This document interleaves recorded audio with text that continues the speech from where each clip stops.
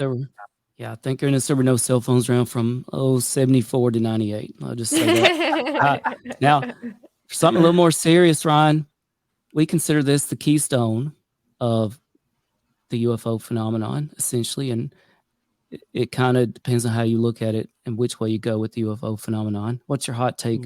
And by the way, I think you were here recently, maybe at their annual event. What's your hot take on the Roswell incident, 1947?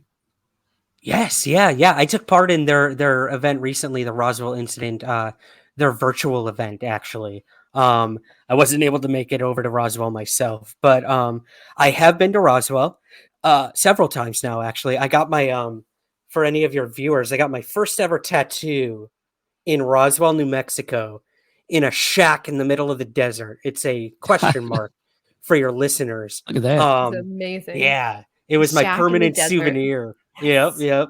Who says we don't break any news on here? Exactly. Roswell, like you said, is a keystone for any UFO researcher.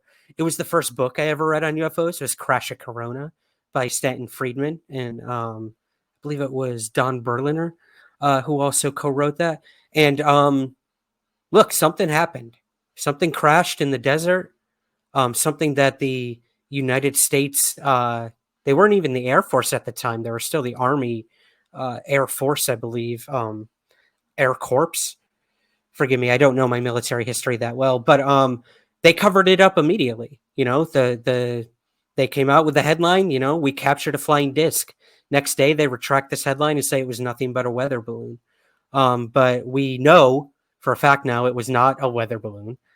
They tried to disguise it also as this Project Mogul many years later, this high altitude spy balloon project that had been going on, when in reality, the individuals who worked on Project Mogul have come forward and said, no, that was not Project Mogul.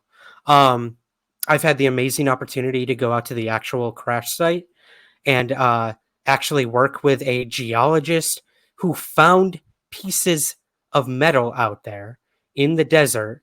We had them analyzed at an aerospace lab in California, and these materials came back highly anomalous. And this guy believes that these could possibly have been from whatever crashed in 1947. So, I mean, you got to remember, like, yes, they retrieved what was out there, but there's no way they picked up every single shard of wreckage out there.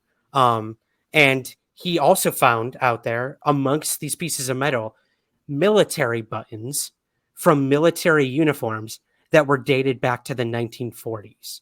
We had those carbon dated as well. So I can't tell you what those metals are. They came back highly anomalous. We're still doing further testing on those right now. But look, being out there, being at the actual site where this happened, I have no doubt that whatever crashed out there was either highly advanced technology that some country here on Earth has, and the US didn't want us to know about it, or it came from another planet. And I change my mind every single day, but there's no denying that Roswell has become a part of our popular culture, and it is what we kind of hinge all of ufology on. So I hope someday we find out the answer of what it was or wasn't. But chances are we won't. Everyone who is directly involved is gone now, unfortunately. But yeah, I love Roswell. It has a special place in my heart. And like I said, I got a permanent souvenir from there. So, yeah. As an astrophysicist told us one time, also the home of superpowered teenagers with love problems. Exactly. Oh, love the 90s. Love me some Roswell.